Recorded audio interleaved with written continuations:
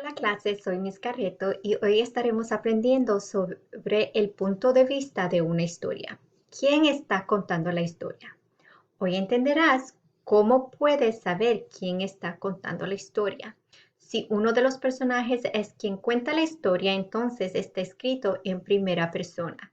Si una persona externa o afuera de la historia es quien cuenta la historia, entonces está escrita en tercera persona. Utilizaremos un cartel para entender cómo identificar los pronombres que nos ayudan a determinar si el texto está escrito en primera o tercera persona.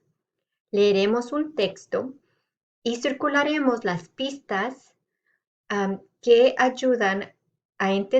nos ayudarán a entender el punto de vista de esa historia.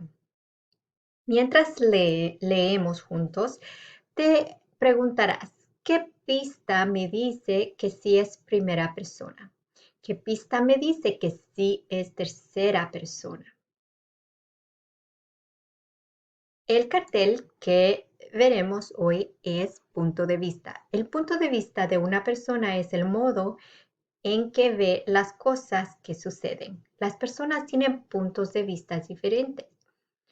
El punto de vista en primera persona usa palabras claves como yo, mi, mío, me.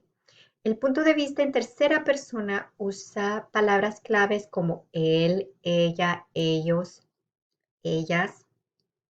Y entonces es como podemos saber en qué punto de vista está contándose la historia.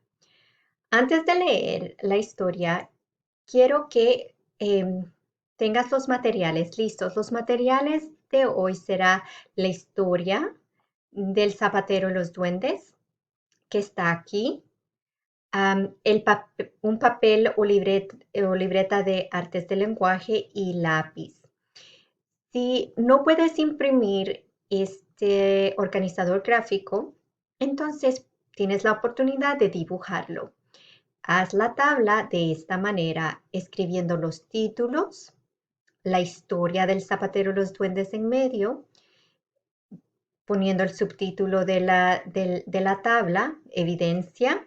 Esta evidencia se conecta con punto de vista, primera o tercera persona. Puedo decir que la historia está contada en primera o tercera persona porque, y esto te dará la oportunidad de escribir tus respuestas en estas dos partes al contestar en qué está escrita esta historia, en primera o tercera persona. ¿Ok? Así que veremos la historia ahora. Hace mucho tiempo, en un pueblo pequeño, vivía un zapatero muy amable. Trabajaba muchísimo, pero no ganaba suficiente dinero para sostener a sus hijos. Ellos todavía no podían trabajar. Una noche, el zapatero se fue a dormir muy preocupado. Él tenía material solo para hacer un par de zapatos más. Tendría que venderlos a un buen precio. A la mañana siguiente, el zapatero se llevó una gran sorpresa. En su taller encontró unos hermosos zapatos. En los- Él los vendió a buen precio y con el dinero pudo comprar materiales de nuevo. El zapatero se sentía agradecido. Sin embargo, él nunca supo quién era su ayudante secreto. En este momento puedes circular o subrayar o con un marcador am, resaltar las palabras claves. Yo iré y am, pondré las palabras claves en amarillo para saber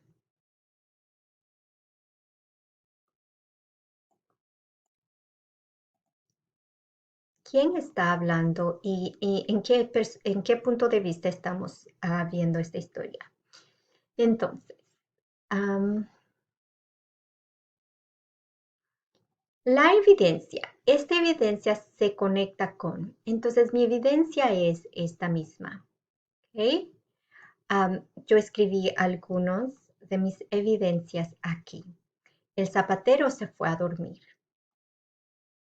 Acá, lo vemos acá. Él tenía material solo. Él tenía material solo. Y solo vamos a escribir algunas palabras. Esta es mi evidencia. Él nunca supo. ¿Ok? Y entonces, estos puntos, 3 puntos, me deja saber de que hay más de la historia antes y más de la historia después.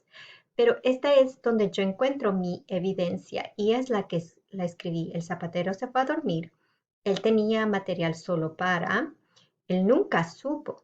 Esta evidencia se conecta con las palabras claves de tercera persona y la palabra clave es él. Ahora, el punto de vista de primera persona o tercera persona dice, puedo decir que la historia está contada en tercera persona porque usa el pronombre él cuando se trata del personaje principal.